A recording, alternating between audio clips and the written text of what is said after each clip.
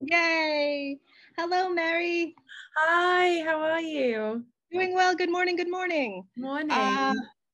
let's see. Now, is it still Eastern time where you are? We're actually central. Hmm. All right, then it's even more morning for you. Yes. Hello, hello. So we're here at Pork on Main. I'm simulcasting to a room full of people. Hey, everybody. And they're all super psyched about foxes. Excellent. Well, I am more than happy to talk about foxes. So hit me with your best shot, guys. Whatever you've got, I will do my best to answer. Okay. First of all, if they hadn't read any of the bios, can you give us a little introductory blurb about Save a Fox and what you guys do? I can. So Save a Fox was started completely by accident in about 2016. Michaela Rains, our founder, found an orphaned grey fox, a wild fox, in her back garden. And she had been a wildlife rehabber alongside her mother since she was about 13 years old. And they raised and released that fox. And that began her absolute love of foxes. She'd always been an animal person, but never really focused in on foxes. And she had her first pet fox a couple of years later. And only at that point did she learn about the blight of fur farms and what the animals that are contained on them go through. She then started to see about how she could go about rescuing foxes from those situations.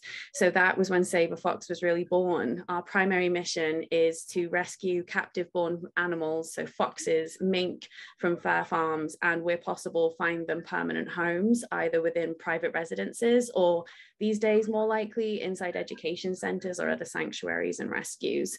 We also work with pet foxes who have been surrendered too. That's a large number of our intakes. It's actually a bigger thing than I certainly ever knew. Pet foxes really aren't much of a thing in the United Kingdom, and fur farming's been banned for decades. So to find out here that there are 400 at least active fur farms in the United States was pretty extraordinary. So Yeah, what the heck? I didn't know that either. That sucks. yeah, our closest one is about an hour away in Wisconsin.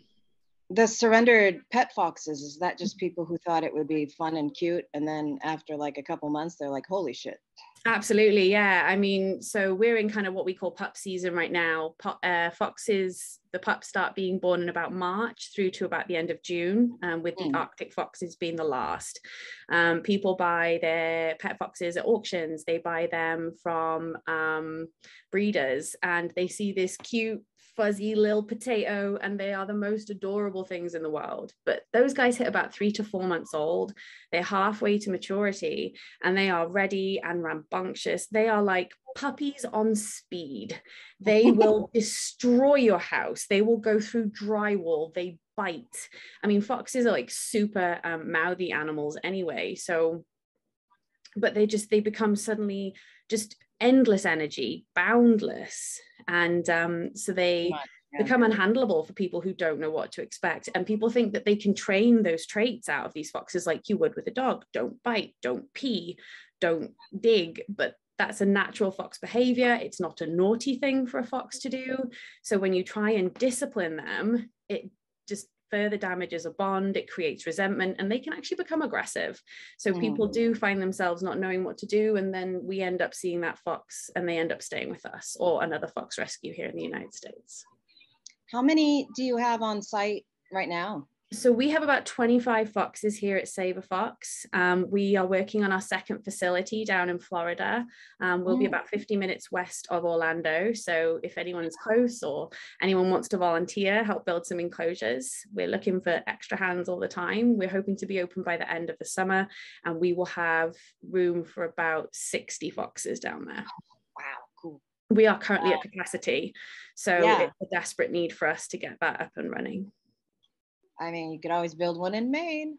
I mean, maybe one day, yeah. I mean, there's if I remember rightly, pet foxes are illegal in Maine, but we may find that they would allow a rescue. It has obviously slightly different regulations. So there are a few wildlife rehabilitation things that handle foxes and possums and mostly squirrels, honestly. A lot of squirrels. Yeah. I am going to real quick play that video that you sent over. just to give some people some foxes. Yes. And then we will be right back with you for some more AMA. In the meantime, folks, think up some fun questions. But here's a video that was sent to us.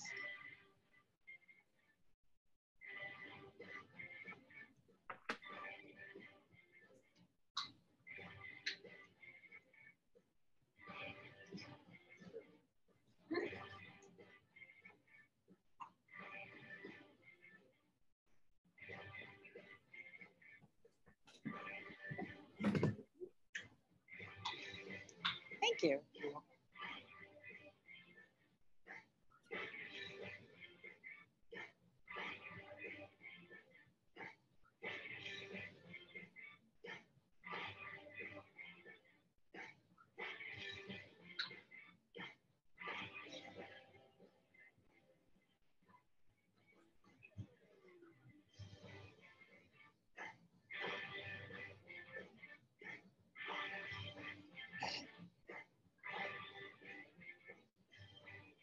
I want to be there.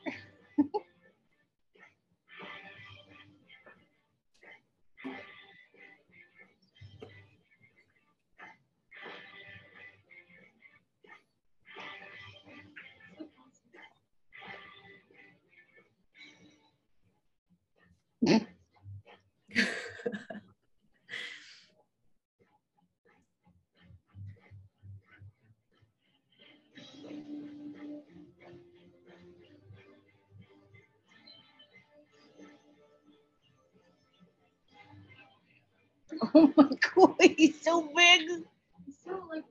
He's so round. He's a chubbers.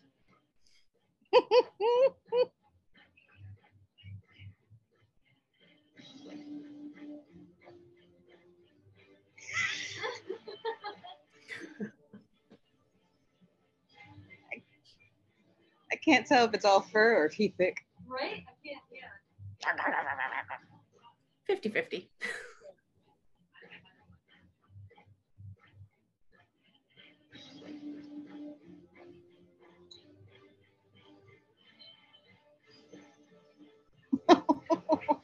Oh.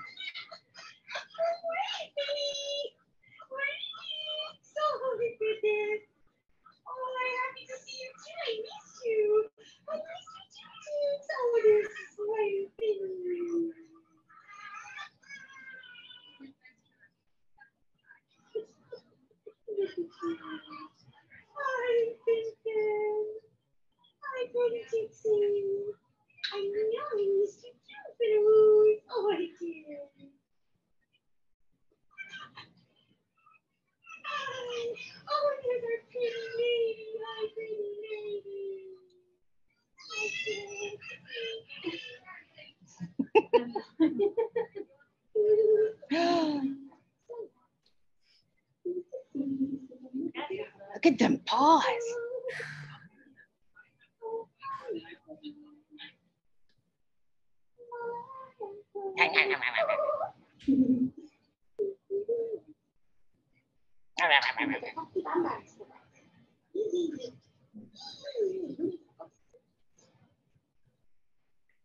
No, no. You're sure pets are about it.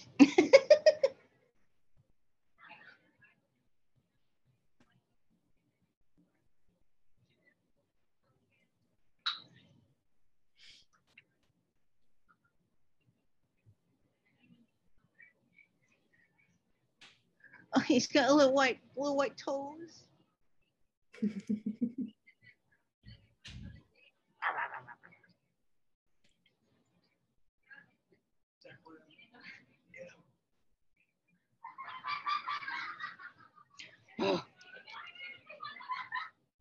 We're back. Foxes in a nutshell. Well, I can't. They just go, don't they? Holy cannoli. Oh yeah. So this is it's a Q&A. Who's got Q? Liz. I was wondering about the fence.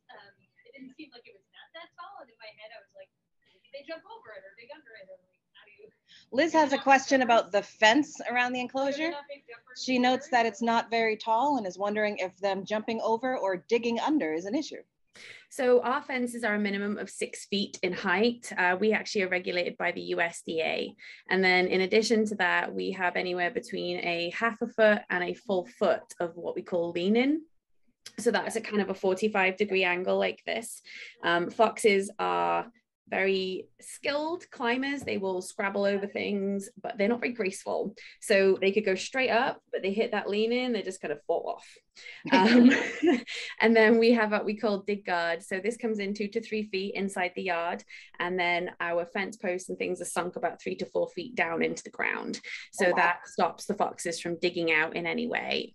We also do regular maintenance check of all our fencing and dig guard. So foxes love to dig dens. So as long as they go the right way, so into the yard, they stay. If they get too close to the dig guard or they start going the wrong way, we fill them in.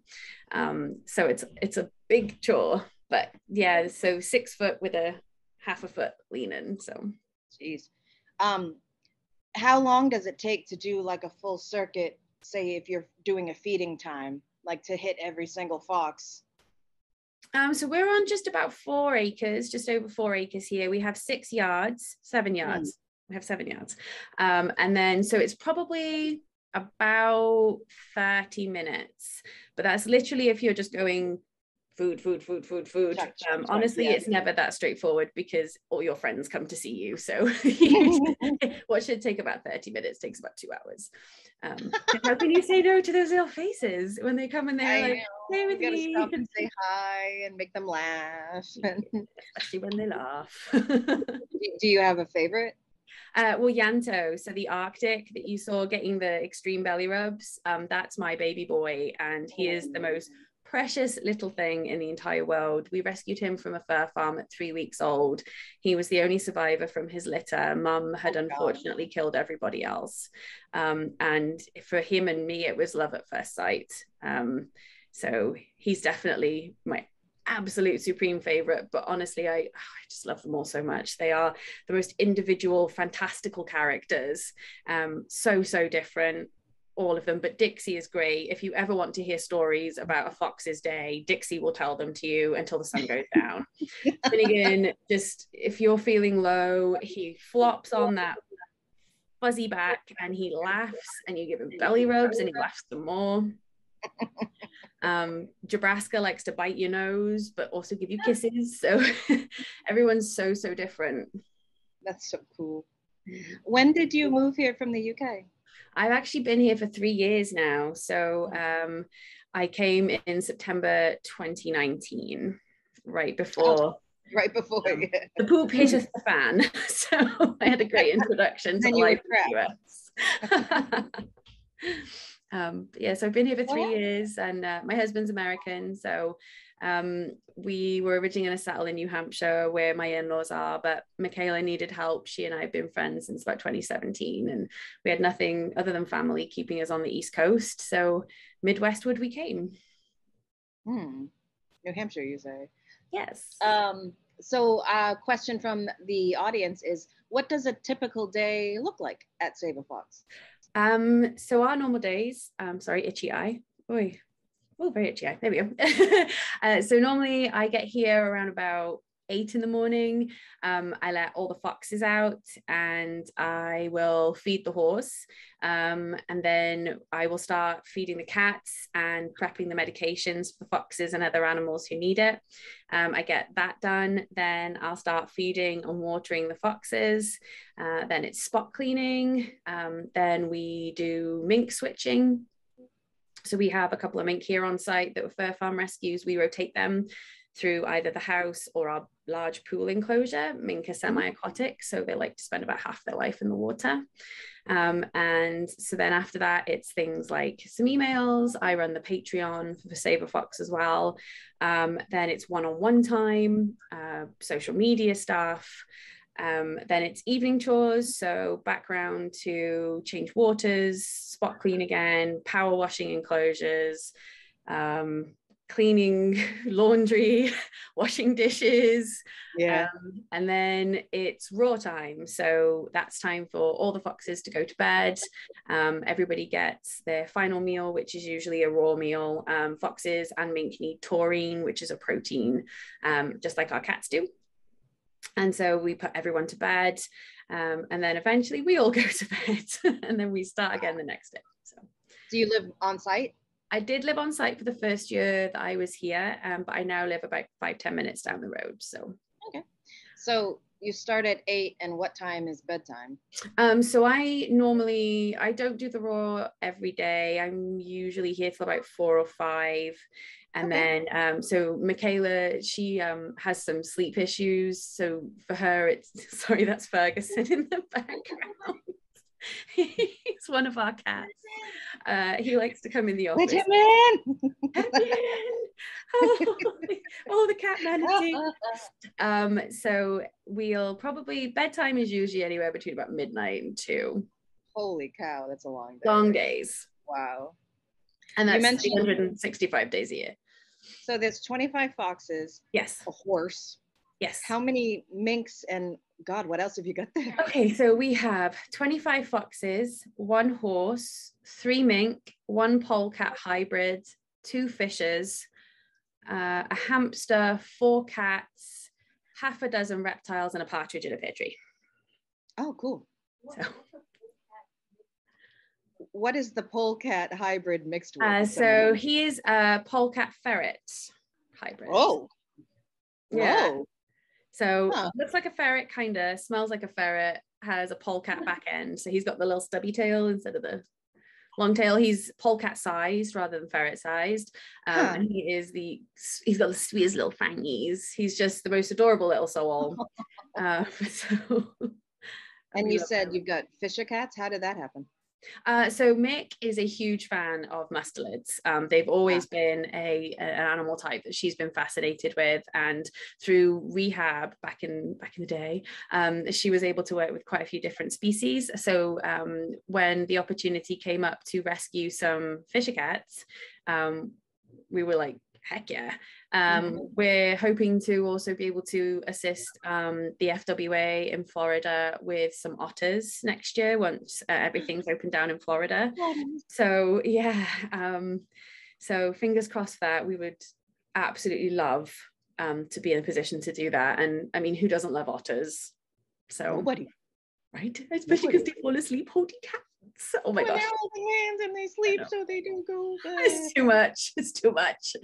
So yeah, they're a big favorite mustelids here. That's cool. Yes.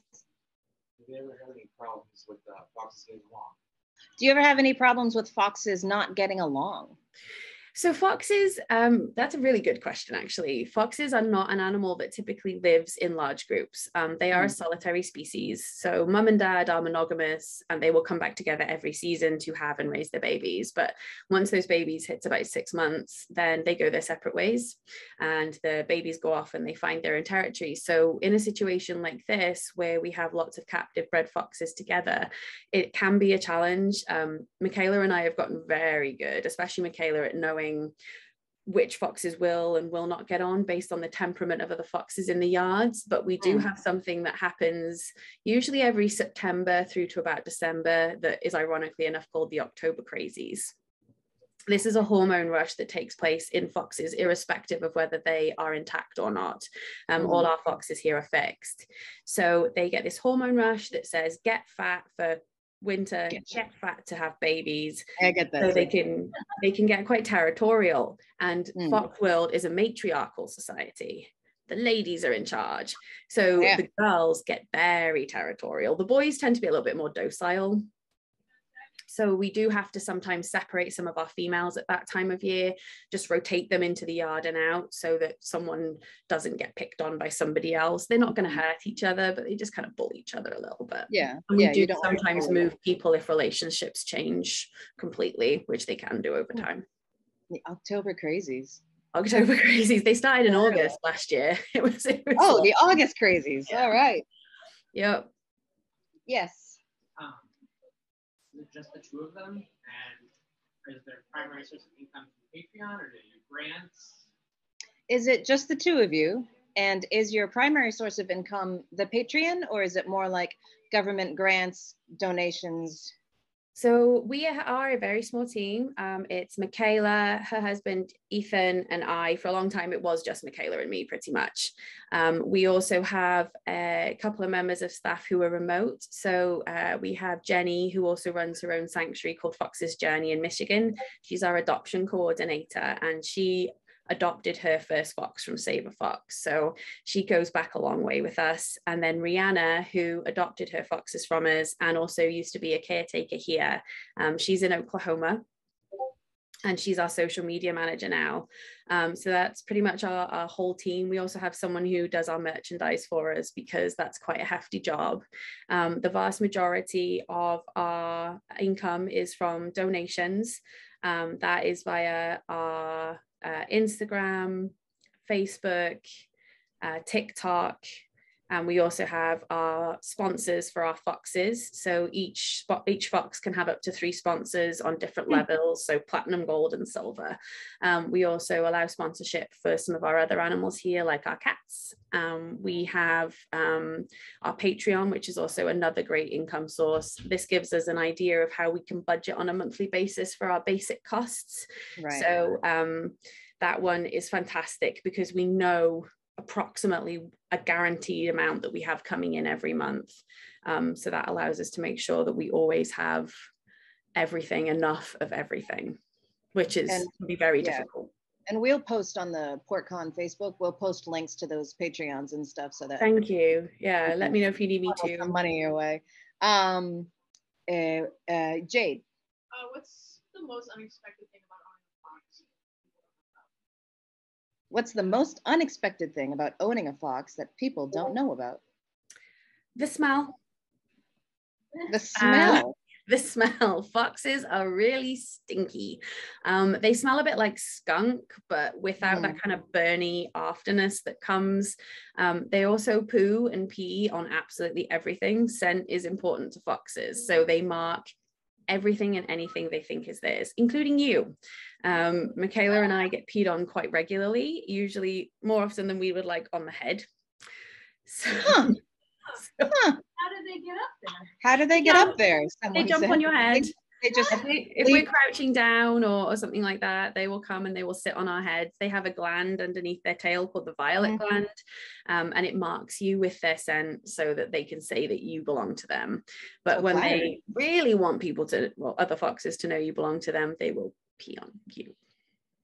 So that's always fun because you don't know when it's going to happen. Oh, it's raining again. Oh. Yes, it's in my eye now. Oh, yay. This is surely healthy for everyone.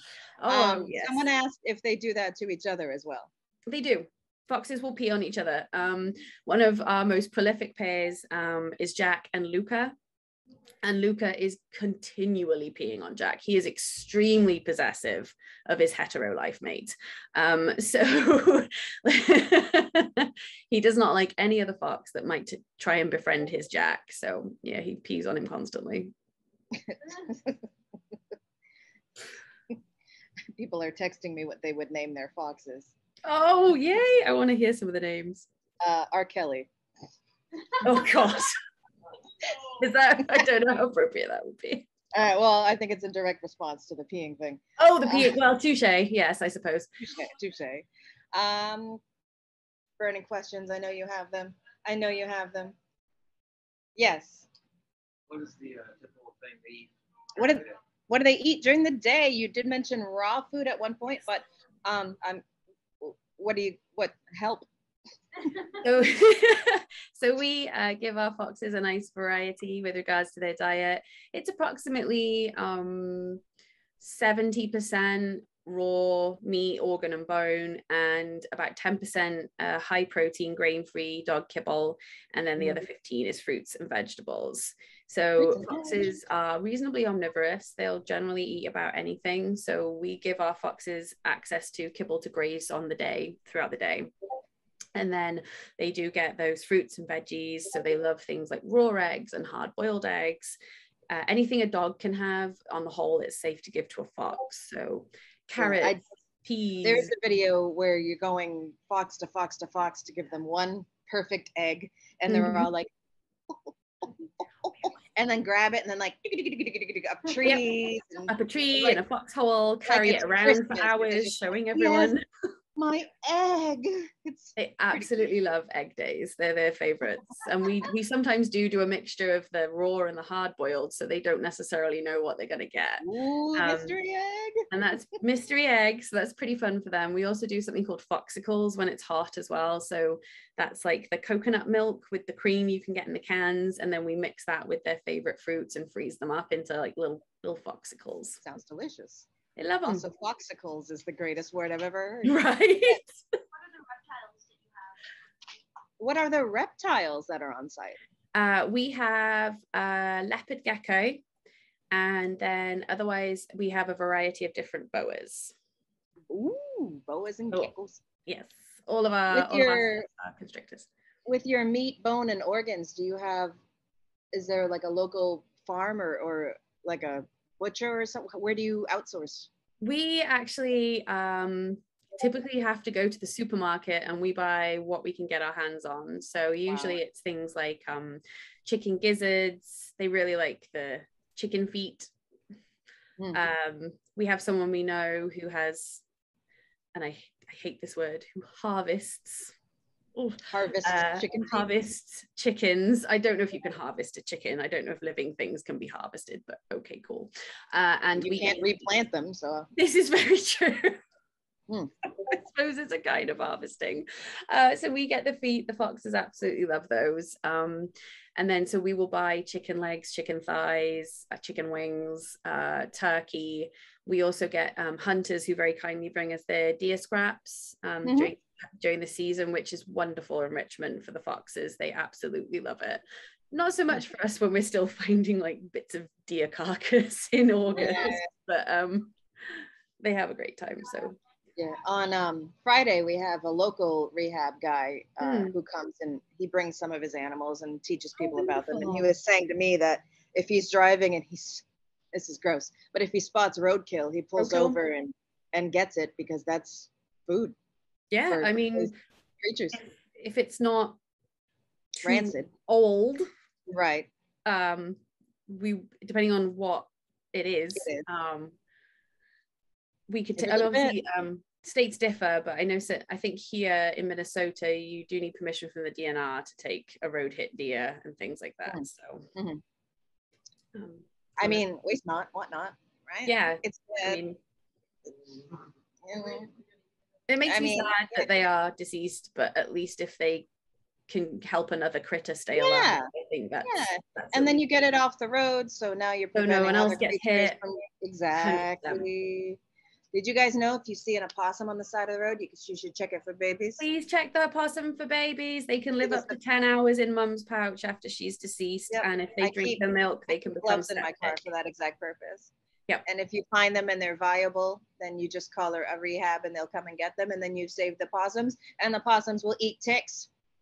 They do. They also eat wasps and hornets and things like that. They're incredible pest control. So please check.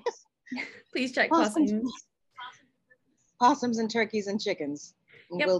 Raccoons are great too. They eat ticks and wasps and ants and various other. And bats for the mosquito control. Yep.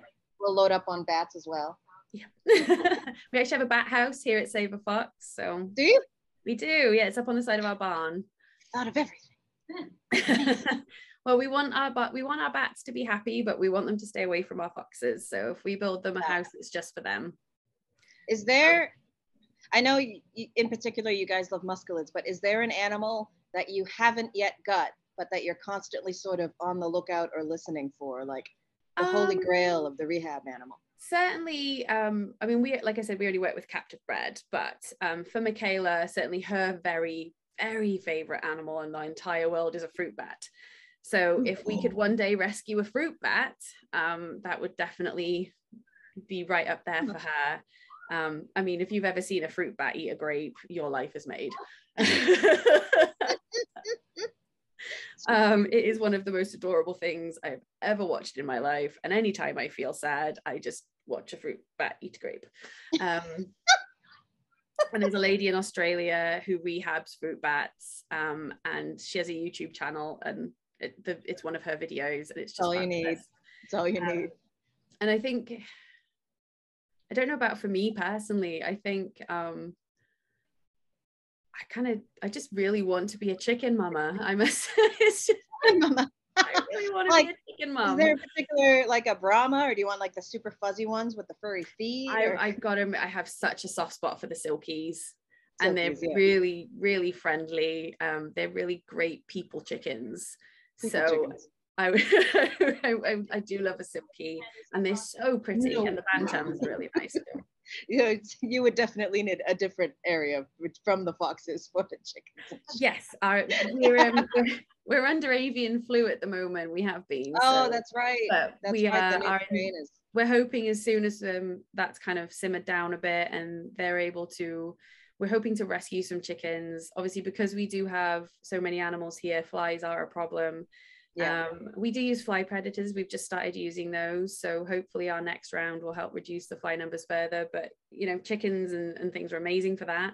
It would mean we'd have fresh eggs for the foxes, and we would know where our eggs came from, which is super important to us. So everyone cross fingers.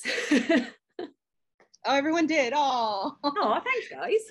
Wow. Have you ever taken in a fennec fox? We haven't got a fennec, but we do have a Rupel sand fox, who is a desert species that looks very similar to a fennec, and he is the most adorable little soul in the world. He's about 12 weeks old. His name is Fawzi, and I can squidge him till he pops. He's the best. He's mental, but he's the best. Now you guys do tours. I noticed that you're all sold out for this year. Congratulations. How many tours do you run per day? And is that just where you walk them through and they get to meet and greet? Pretty much, yeah. So we do Friday, Saturday, Sunday. We do 2 tours a day, just with the heat and humidity. And also kind of after about 2, the foxes are pretty much over it. Everything's on their terms. So the last thing we would want to do is like book more tours and then nobody sees anybody, because they head into their foxholes and that's it. They stay there. Foxes sleep about 12 hours a day, so they're not, even for treats to a point, they're not going to interrupt their nap time. So we run our tours between mid-June and about start of October. So that means normally we have pups this time of year, so we pull pups from the fur farms. We didn't know how this year would go. Just with COVID, there was a lot of mink culled. Normally the mink is where the money is, but less mink means you probably find farmers produced more fox pups, and they'll be way less willing to let us take them if they think that they will not die. So are you working with any sort of words are gone, but no,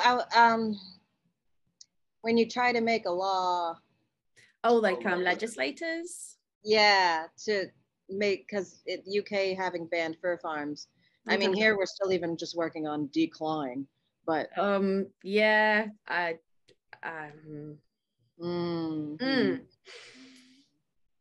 is there people who say that it's fine, let me come chop your hands off at the first knuckle and then tell me it's cool, right? For real. But declawing is there legal in the legislative that we could help get behind to help move along the banning of fur farms in the United States, maybe? So certainly at the moment, it is not something that Save a Fox has yet taken upon ourselves. However, one of our fellow rescues, Walking Wild in Ohio, their founder, Molly, who is just a fantastic human being, is working with legislators in the Ohio Senate to get at least a fur ban in place. Nicole, who runs Positive Beginnings down in Key Largo, which is the only fox rescue in the Keys, is working with her local government there to try and ban fur, and has been helping Fur Free Florida and other activists with fur bans in other states. So it's certainly something that we are quietly helping people with in the background, but just haven't been able to push forward more publicly, at least from our side in Minnesota yet.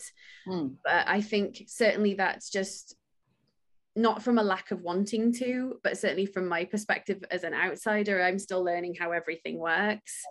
And then from Michaela's perspective with the autism, it's not always easy to know how to reach out to people. So we're working with others more in the background rather than in the public eye. But if somebody approached us, we would certainly be open to helping push forward a ban. We're more than willing to talk about what goes on in those places. I love the thought that there's this network of different rehabs and rescues, and you guys are all there are about a dozen of us working with captive bred foxes in the United States now. Just 2 years ago, it was Save a Fox and maybe one or two others, and that was it. That was the whole of the United States, and now there are about a dozen. I've just opened my rescue. So we've just taken our first fox surrender. She's currently hanging out down in Florida for a couple of weeks whilst we get an enclosure ready for her. And then she'll be joining us here in Minnesota because everybody's full. There's no space right now. So we are all scrabbling. We are scrabbling for money. We are scrabbling for space because surrender season did not stop last year. We usually get some respite where we can push for fundraisers, push to get enclosures built. But with COVID and inflation, I mean, you have to ask for donations. You have to. It's the only way we survive. There are some grants, but there are restrictions around them based on how long you've been a rescue, how much money you've raised as a rescue, what state you're in. So, and grant writing is not an easy process. It's a thing that requires someone who really knows what they're doing to have any success. So because we didn't get that respite on surrender season, and because everybody is struggling, you have to push, you have to ask, but you feel bad. You feel awful. You don't want to make people feel bad just for having to survive if they don't have anything to spare. But you've got mouths to feed and they rely on you and there is nobody else. So it's hard. Jeez. Yes. If someone was starting up or wanted to start up a fox, Save a Fox, their own Save a Fox, 3 things you would tell them. Okay. If someone were keen on starting their own fox rescue, what are the main 3 things that you would tell them? If someone wanted to start their own rescue, the biggest thing I would say to you, especially when it comes to working with captive bred wildlife like foxes, is get as much experience as you can. Find your local rehabber, reach out to them. If you can, even if you don't want to get your license, go through the rehab training. Most of us here at Save a Fox either have been qualified rehabbers in the past, or we have done the training and are able to sit the exam should we choose to and get the licenses. I completed mine last year, but it is absolutely vital. Being able to handle these animals safely, being able to care for them properly, all that comes from working with your local rehabber. Whilst it's slightly different based on how you interact with the animals, because the ultimate goal is to return them to the wild, the principles involved are exactly the same. You need as much experience with as many species as you can get, and it helps you to build a network too. One of the biggest things I think that certainly helps us, all of us as a group, as fox rescues, is we work together now. Now there are so many of us, we network with each other, we go, who's got space? Who's got panels, who needs a shout out, who's struggling, who we check in with each other on medication. I mean, we've seen a lot of genetic mange in the last couple of rounds of pups that we've pulled from fur farms. So this isn't the kind of mite-based sarcoptic. This is a genetic defect in these animals. It means it's always there and can flare up at any time. Research into how to treat foxes is fairly minimal, even in the veterinary field. So all of us working together, working with our vets, working together is a great way to help each other out and to hopefully inspire more people to want to help foxes and other captive bred exotics. When you do the spay and neuters, does the vet come on site or do you take them to a clinic? We take them to a clinic.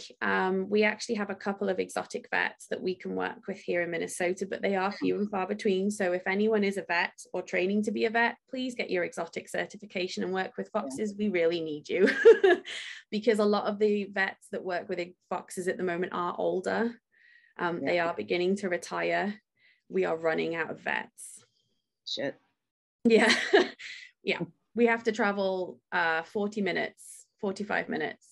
To get to the exotic vet. To get to our normal vet, it's an hour to get to our emergency vet. Oh, geez. So sometimes that's too much. Yeah. If someone is looking to adopt a fox, what kind of vetting process do you do? What sort of vetting process do you do for someone who's looking to adopt a fox? So we have a pretty stringent process. You need to have a minimum of 100 hours experience with foxes or be an existing fox owner to adopt an adult.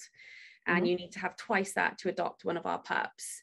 As I mentioned briefly at the start, the fox pups, if you've never had a fox before, our fox pup adoptions are usually the ones that fall through because we tell them what's going to happen, but it's like the Matrix. You got to experience it for yourself.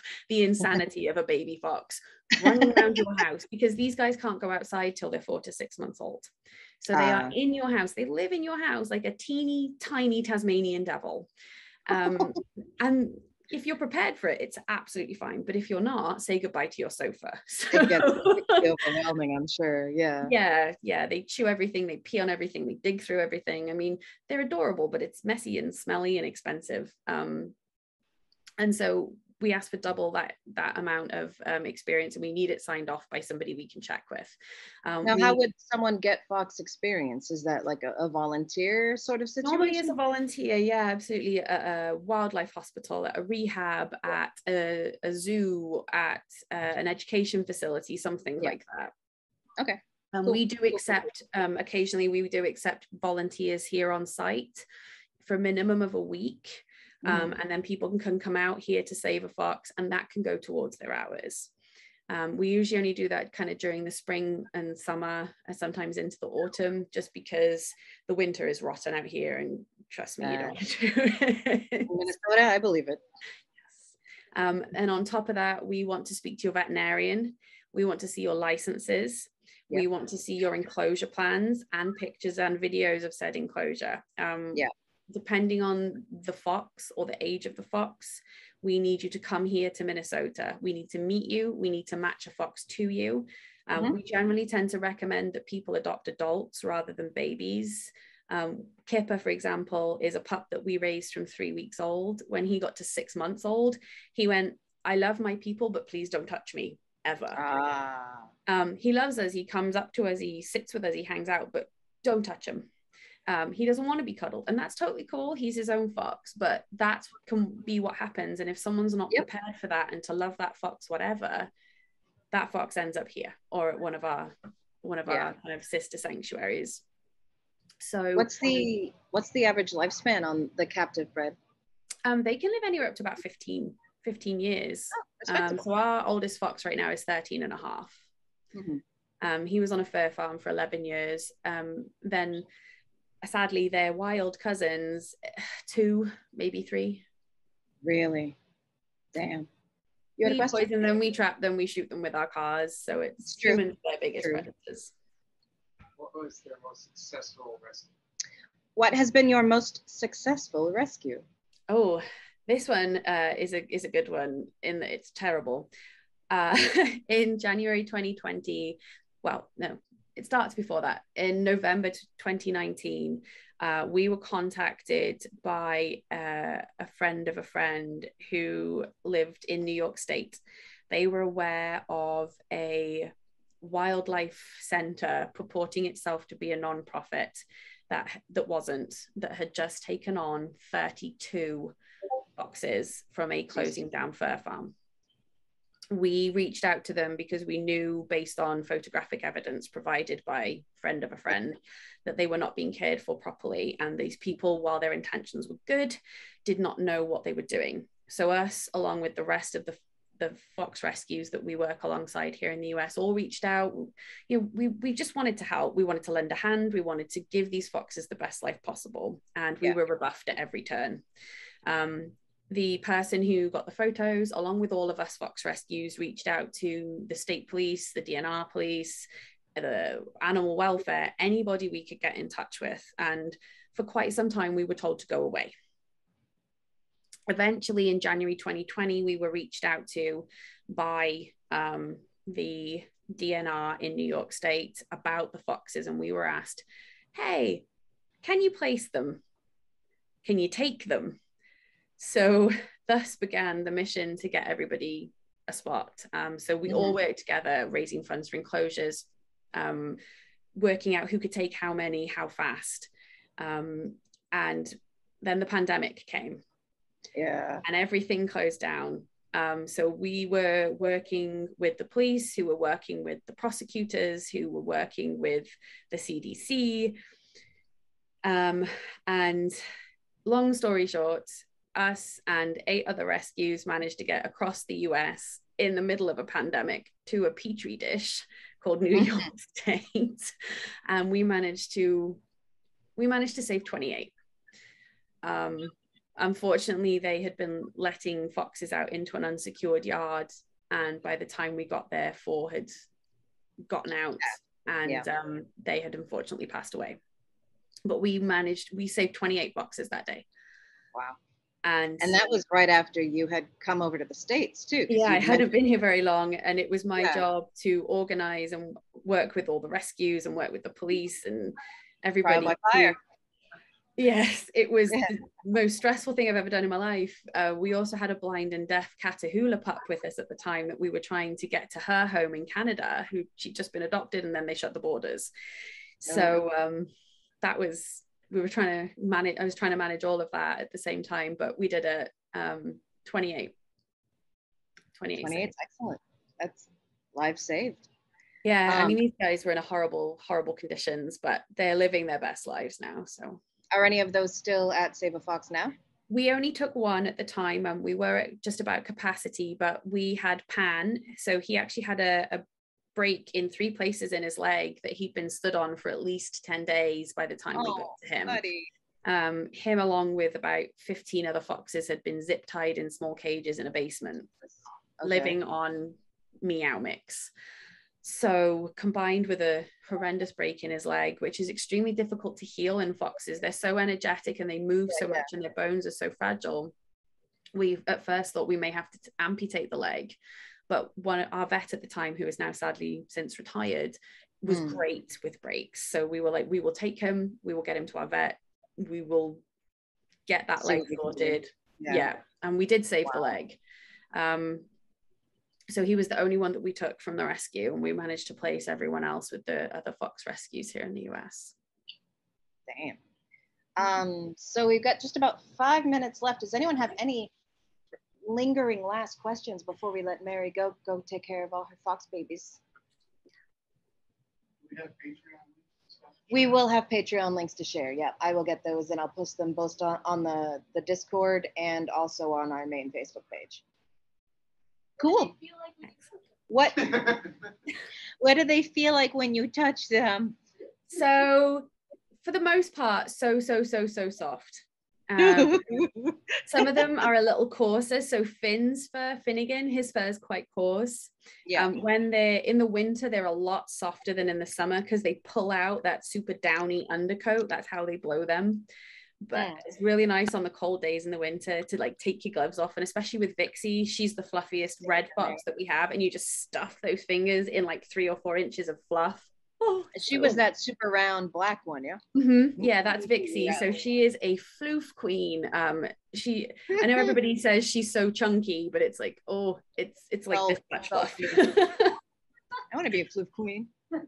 I know, right? Awesome. So soft. Is there a difference, notably with the colors when you touch them and the texture? Or is it just pigment? Yeah, it's just pigment, really. For the most part, they do feel largely the same, but it's not specific to color. It just really varies, I think, dependent on the genetics as to whether the fur is more coarse than soft. So Serafina, who's one of the foxes you would have seen in that video, she looks like a little werewolf because she's pretty much all black and she's got those green eyes because she doesn't have any guard hairs. So that's the kind of waterproof top layer.